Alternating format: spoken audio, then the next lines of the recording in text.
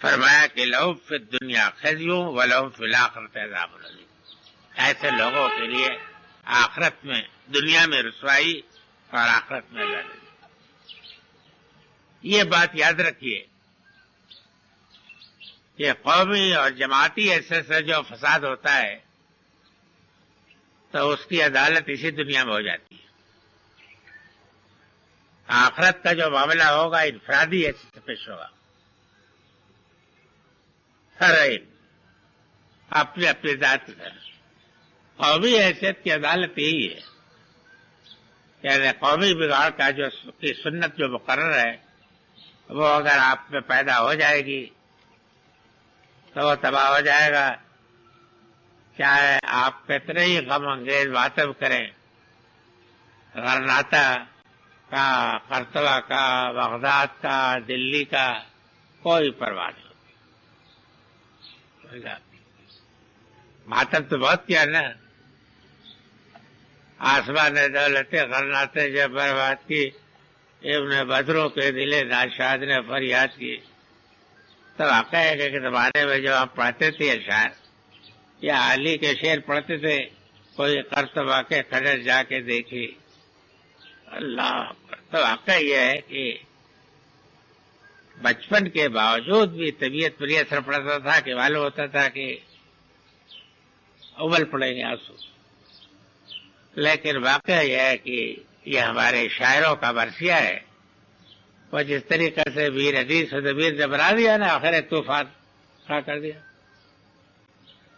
اسی طریقے سے ہمارے شاعروں نے بھی کر دیا ہے۔ مولانا علی کہتے ہیں تو رونے کو تو جی چاہتا ہے، لیکن یہ واقعہ ہے کہ نہ کرتبہ کی بربادی اتفاق سے ہوئی ہے، نہ غرناطہ کی بربادی اتفاق سے ہوئی ہے، نہ سسلی کی بربادی اتفاق سے ہوئی ہے، نہ دلی اتفاق سے لٹا ہے، اور بغداد میں خون کی ندی ابھی اتفاق سے، سب خدا کے قانون کے تحت۔ لیکن یہ ماننا پڑے گا کہ یہ دنیا جو ہے میں قومی عدالت جو ہے یہی ہو جاتی ہے، قومی عدالت آخرت میں نہیں ہوگی، وہاں تو افراد سب فرادہ جو ہے سب اپنے اپنے جس نوعیت سے جرم میں حصہ ہے وہ اپنے حصہ پائے گا۔ تو فرمایا کہ ان کے لیے دنیا کی زندگی میں رسوائی ہے، ان کے لیے آخرت میں عذاب عظیم۔ سمعون للکذب اکالون للسحت فإن جاؤوک فاحکم بینہم وعارض عنہم وإن تعرض عنہم فلن یضروک شیئا وإن حکمت فاحکم بینہم بالقسط ان اللہ یحب المقسطین۔ یہ جھوٹ کے طالب ہے یا جھوٹ کے رسیا ہے، حرام خور ہیں، اگر وہ تمہارے پاس اپنے معاملات لائیں تو ان کے درمیان ٹھیک ٹھیک فیصلہ کرو یا اعراض کرو ان سے۔ اگر تم ان سے اعراض کرو گے تب بھی یہ تمہیں کوئی نقصان نہیں پہنچا سکتے، اور اگر تم فیصلہ کرو تو ٹھیک عدل کے مطابق کرو، ان اللہ یحب المقسطین، اللہ تعالی عدل کرو۔ یہ ہے اس قوم کی ذمہ داری کہ جس قوم کو خدا اپنی شریعت دیتا ہے۔ شریعت دینے کا، شریعت کوئی تفریح کی چیز نہیں ہے، بچوں کا کوئی کھلونا نہیں ہے، نہ آپ کے جی بہلانے کا سامان ہے، اور نہ اس لیے کہ کبھی کبھی جلسوں میں بات کر کے ذرا ناز کر دیا کہ یہ کہ ہم فلانی شریعت کے وارث ہیں اور فلانے کے دن جو ہے۔ شریعت جس کو بھی خدا دیتا ہے اس لیے دیتا ہے کہ وہ نافذ کرے اپنے اوپر بھی اور خدا کے بندوں کو، یہ مقصد، اس کے مطابق زندگی کے فیصلے ہوں، یہی مقصد ہے۔ کبھی بھی شریعت ایسا نہیں ہوئے کہ کسی کے ساتھ اس طریقے سے رہے کہ وہ صندوق میں بند کر کے پڑی رہے۔ یہ آپ کو معلوم ہونا چاہیے کہ ہم لوگوں کو جو یہ سزا ملی کہ شریعت جو ہم سے چھینی یہ بھی اتفاق سے نہیں۔ جب ہم آزاد تھے تو ہم نے شریعت کی قدر نہیں کی، نتیجہ کیا ہوا کہ یہ شریعت بالکل چھن گئی انگریزوں کے زمانے میں آ کر۔ انگریزوں کے زمانے میں آ کر کے شریعت ایک صندوق میں بند کر دی گئی، باقی رہ گیا کہ نظام ان کا۔ سمجھ گئے آپ، اور وہ ہر چیز بچھا گیا۔ ظاہر ہے کہ جب جو چیز پڑی رہے گی تو اس پر تو زنگ لگے گا، کائی جمے گی، پھپھوند آ جائے گی، یہ تو ہوتا ہے نا۔ اب یہ ہے کہ جتنے بھی ہمارے شریعت کے احکام ہیں، ایک مدت دراز سے زندگی سے ان کا کوئی تعلق نہیں رہا ہے، چند رسوم تھے، سمجھ گئے آپ، اور ان رسوم میں بھی یہ ہے کہ جو صحیح رسوم ہے ان کو تو کوئی جانتا نہیں تھا، باقی رہ گیا قل ہے، فاتحہ ہے، درود ہے، چہلوں میں، چہاروں میں، پنجوں میں، یہ رہ گیا، باقی رہ گیا کہ ساری شریعت جو ہے، حالانکہ شریعت جو ہوتی ہے وہ اسی لیے ہوتی ہے، یہ جو دی گئی ہے آج لیا گیا ہے نا، جس آیت کے سورہ ہی ہے، اس میں اوپر سے بیان ہو رہا ہے، تب اس کے متعلق یہ تاکید ہے کہ اس طریقے کے اڑنگے اس راستے میں ڈالے جائیں گے، لیکن تمہارا فرض یہ ہے کہ تم تمام اڑنگوں کو توڑ کر کے اور اللہ کی شریعت کو رکھو۔ یہ آپ کو معلوم ہونا چاہیے کہ یہود جو ہے بعض مقدمات اور بعض معاملات حضرت کی جو عدالت میں پیش کر بھیجتے تھے تو اس میں بھی ان کا مقصد سیاسی ہوتا تھا، سیاسی یہ ہوتا تھا کہ اگر اس معاملے میں انہوں نے فیصلہ یہ کیا تو ان کے خلاف یہ پروپیگنڈا کیا جائے گا، دیکھو جی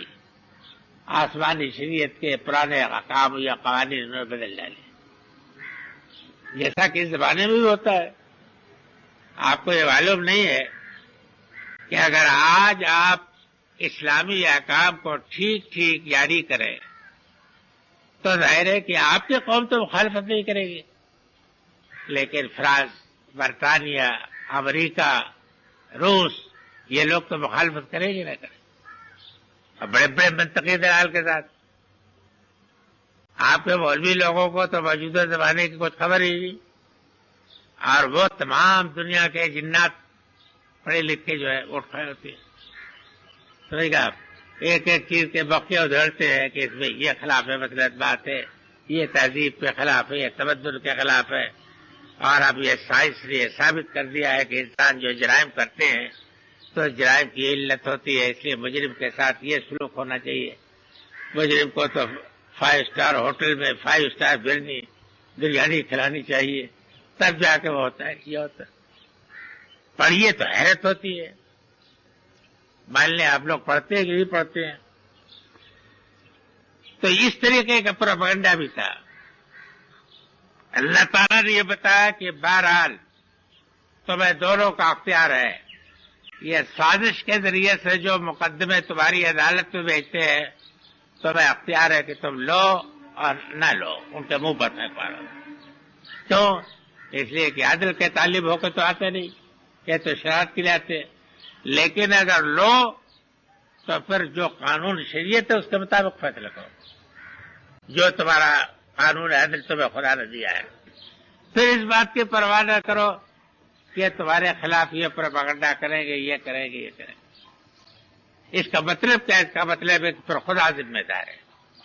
تم خدا کی شریعت کے نافذ کرنے والے ہو، تم اس کو نافذ کرو بلا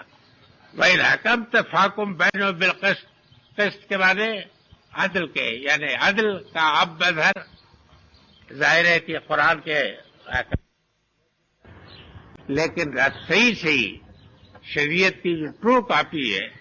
وہ اللہ تعالیٰ نے حضرت کے ذریعے سے دنیا کو دی قرآن میں، تب مطلب یہ ہے کہ تم اس کے مطابق فیصلہ کرو، اس کی کوئی پرواہ نہ کرو کہ کوئی کیا کہے گا، اس پرواہ کرنا ہمارا کام نہیں۔ وَكَيْفَ يُحَكِّمُونَكَ وَعِندَهُمُ التَّوْرَاةُ فِيهَا حُكْمُ اللَّهِ ثُمَّ يَتَوَلَّوْنَ مِن بَعْدِ ذَلِكَ وَمَا أُولَٰئِكَ بِالْمُؤْمِنِينَ۔ اور یہ عجیب لوگ ہیں، یہ تمہیں حکم کیسے بناتے ہیں جبکہ ان کے پاس تورات موجود ہے اور اس میں اللہ کا حکم ہے، پھر وہ اس کے بعد تم سے اعراض کرتے ہیں۔ تعجب اس بات پر نہیں ہے کہ تمہیں حکم کیوں بناتے، کس طرح بناتے، تعجب اس بات پر ہے کہ تورات موجود ہے اور اس میں شریعت کے احکام بھی موجود ہے۔ بہرحال شریعت کے سارے احکام تو نہیں مٹائے تھے انہوں نے، کچھ میں تحریفات کی تھی، پھر تعریفات جو کی تھی وہ تعویل کے قسم کی تھی. احکام تو آج بھی بہنی انہی لفظوں میں ہے. یہ بھی ہے تعویل کی ہے، تعویل کر کے انہوں نے باقی رہ گیا کہ آیت تورات میں بھی وہی ہے جو قرآن میں آگے آتی بھی مثال ہے. بلکہ یہ ہے کہ تورات میں موجود ہے وہ حکم، اور تمہارا فیصلہ جو ہے ٹھیک اس کے مطابق ہے. اس کی وجہ ہے کہ قرآن مجید میں حدود و تعزیرات کے معاملے میں اول تو یہ ہے کہ بیشتر قوانین وہی ہے کہ جو تورات کے بھی. سمجھ گیا؟ نیز یہ ہے کہ اس وقت تک جب تک کہ قرآن مجید کے سارے احکام نہیں نازل ہوئے تھے تو حضرت کے سامنے اس طریقے کے جتنے معاملات آتے تھے تو آپ سابق شریعت ہی کے مطابق فیصلے کرتے، تورات کے مطابق، اس علم کی روشنی میں جو اللہ تعالیٰ نے آپ کو دیا تھا. یعنی آپ تورات کے عالم تو نہیں تھے، لیکن یہ کہ اللہ تعالیٰ کے علم کے مطابق آپ اسی کے مطابق کرتے. تو باوجود اس کے کہ حکم وہی ہوتا تھا کہ جو تورات کا ہے، لیکن پھر اس کے باوجود وہ گریز کرتے تھے. تو فرمایا کہ آخر یہ کیا کھیل ہے یہ جو کھیل رہے ہیں،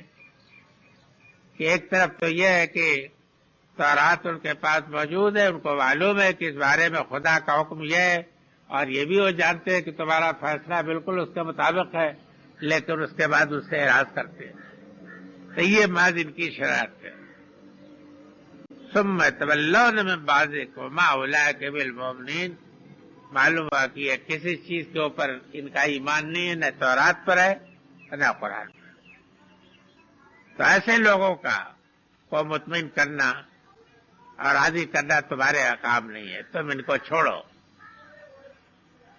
انا انزلنا التوراۃ فیہا ھدی ونور یحکم بہا النبیون الذین اسلموا للذین ھادوا والربانیون والرہبان بما استحفظوا من کتاب اللہ وکانوا علیہ شہداء فلا تخشوا الناس واخشونی ولا تشتروا بآیاتی ثمنا قلیلا ومن لم یحکم بما انزل اللہ فاولئک هم الکافرون. ہم نے تورات اتاری جس میں خدا کی ہدایت اور روشنی تھی، اس کے مطابق فیصلہ کرتے تھے وہ اللہ کے نبی کہ جو خود اس شریعت کے پیرو تھے، ان لوگوں کے لیے کہ جو یہودی تھے، اور ربانی علماء اور فقہا بوجہ اس کے کہ وہ امین بنائے گئے تھے اللہ کی کتاب کے اور اس پر گواہ تھے، ٹھہرائے گئے تھے. تو تم لوگوں سے نہ ڈرو، مجھ سے ڈرو. ولا تشتروا بآیاتی ثمنا قلیلا، اور میری آیتوں کے بدلے میں نفع قلیل کمانے کی کوشش نہ کرو. اور جو اللہ کے اتارے یہ حکم کے مطابق فیصلہ نہیں کریں گے تو وہی لوگ حقیقی کافر.